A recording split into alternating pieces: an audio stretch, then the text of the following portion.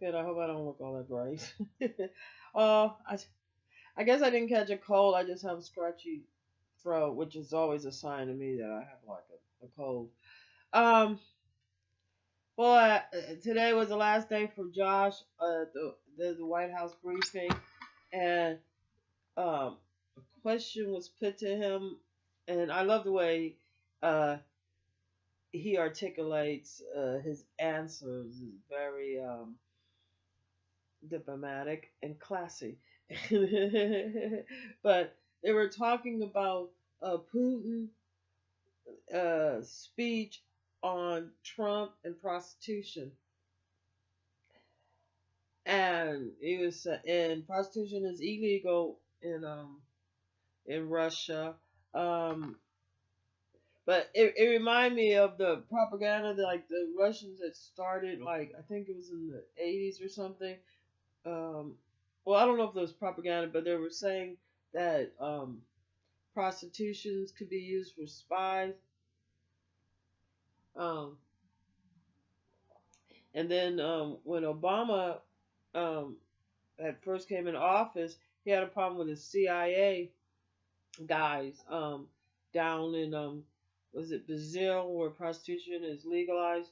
You know they and well one of the things with prostitution is that it is used for blackmail and embezzlement because um the sex acts is not as sexy as maybe still photographers can make it, or directors can direct a sex scene, like in a show or something.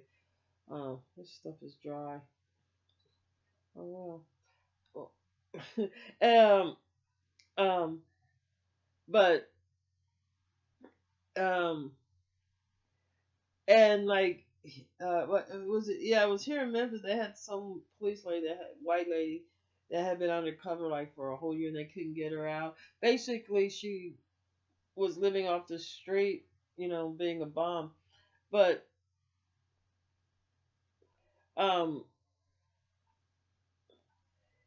if and I think that happened because Moscow is noted for having cameras and monitoring uh, a lot in their hotels. Um, uh, uh, so they don't. I don't think they have no freedom of privacy, which is happening in the United States. You know, yeah. If we want to catch who did a crime, we got to put more cameras up. Who did the crime? So it's past tense. It's not gonna save any lives, but you can gather information to humiliate, shame, and embarrass somebody. But what the United States did, what I think the United States did by leaking that, is that it took the power away from Russia. Now, if Trump, in his arrogance and his big super ego, uh, uh, decides to undermine the security that they're trying to give him, uh, uh, with his sort of self um,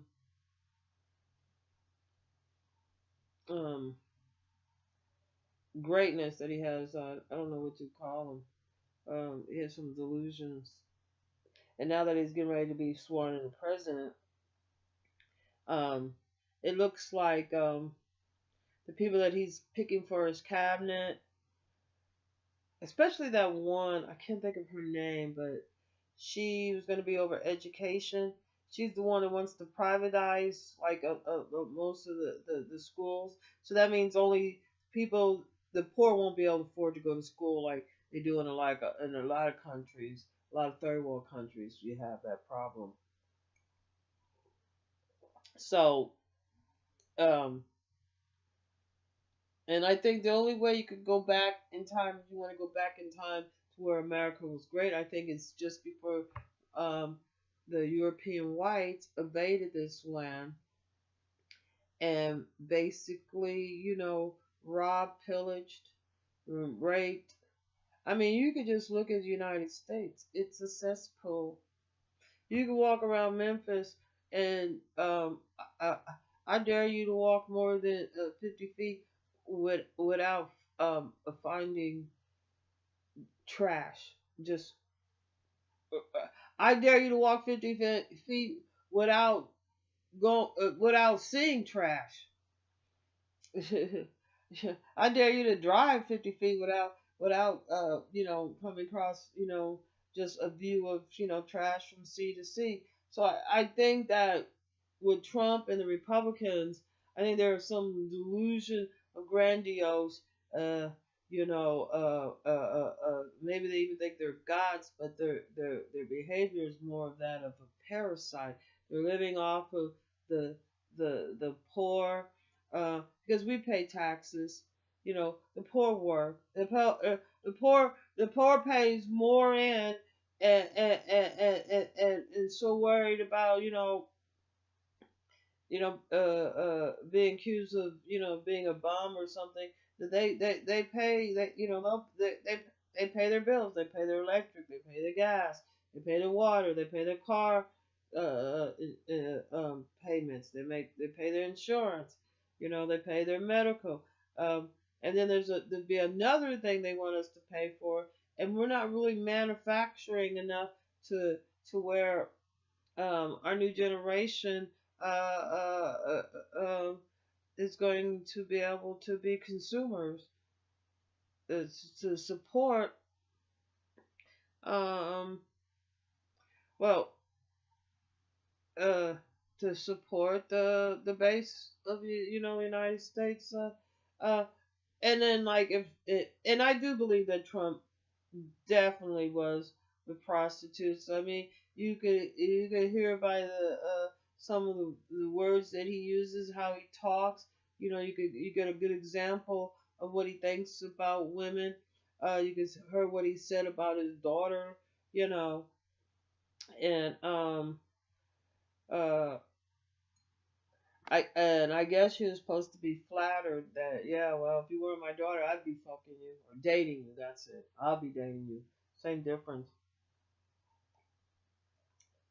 And so, so his opinion of women, his opinion of everybody, but I don't know who he thinks. But anyway, I always see this illusion that they seem like they have this illusion of grandiose. I think Trump does. And I think that with somebody that has such a big head, such an illusion, uh, and has such poisonous ideas when it comes to women, when it comes to Muslims, when it comes to other groups of people, and the way he talked about China. I just want to say one thing. If he fucks up trade with China, I don't know who's going to be making United States uniforms, because they all got made in China in it. We're not making any clothes here. So, you know, it's not in the best interest for China to attack us unless they have the, people that are like what the Republicans think, because they have this racist idea, or they're sort of a double-binding hypocrite. But yeah, I don't know. I think he did. I think he did a grievous error of making enemies with the press and the CIA, because they're the ones that's going to find out information, that that because they're out there every day in the streets, with their ear to the ground, uh, um, and participating in finding out more information and double checking. So I think he made a grievous error. I think that for the security of the United States, that they had to leak that, and I believe it was absolutely true, because like everybody has you could, like right now it's a big business, prostitution. We have like the strip bars where women go in there, and like they're like, oh, they're nice places to go because you can get food. I wouldn't feel comfortable in there, you know. I've been taken to a strip bar before, and yeah, it. I mean, like if you, I mean, I don't know how low our men have to go to, like, licking butts. I had got my foot licked by some guy. They got really mad at me like the next day, and he see me like, why I let him, lick my foot. But anyway, that wasn't in a strip bar, but I'll never forget that because I had been dancing, and then I took my shoe off, and this fool started licking my foot, and I just let him, and like, but like the men will do really crazy things, and they'll be ashamed, they'll be embarrassed, they'll be humiliating, and then when you look at it, you know, it does put them in like, a position to where they don't seem like powerful men, you know. So anyway, all I gotta say is Trump, he should lose his ego. He should listen to people that already been in the White House, has been working there, and they know what's going on. Because whatever information, especially with the debriefing, that's my fire. Especially with the debriefing, um, um, I forgot. Especially with the debriefing, um, um, there's a lot of juicy information as I listen to the debriefing that they have for the news people, and it gives me a pretty good idea of the type of mindset that we really need to have a productive, safe community here in America. And I think there's bad people that are trying to make money off of that. And so, President-elect Trump in a Moscow hotel, was it 2003? Um, got peed on. 2013. I just got it. Oh, I got my baked potato in the oven. Yeah, something. Anyway, let me get off. I'm gonna go butter my potato. Can you imagine? Can you imagine? Having to pay somebody to pee on you. I mean, really? Or for you to pee on them? I don't know. Whatever it is, it happened, and I guess Trump said he's a germophobic. Well, there are parasites that do live in water that also will live in your urine. So having somebody pee on you, I wouldn't recommend it.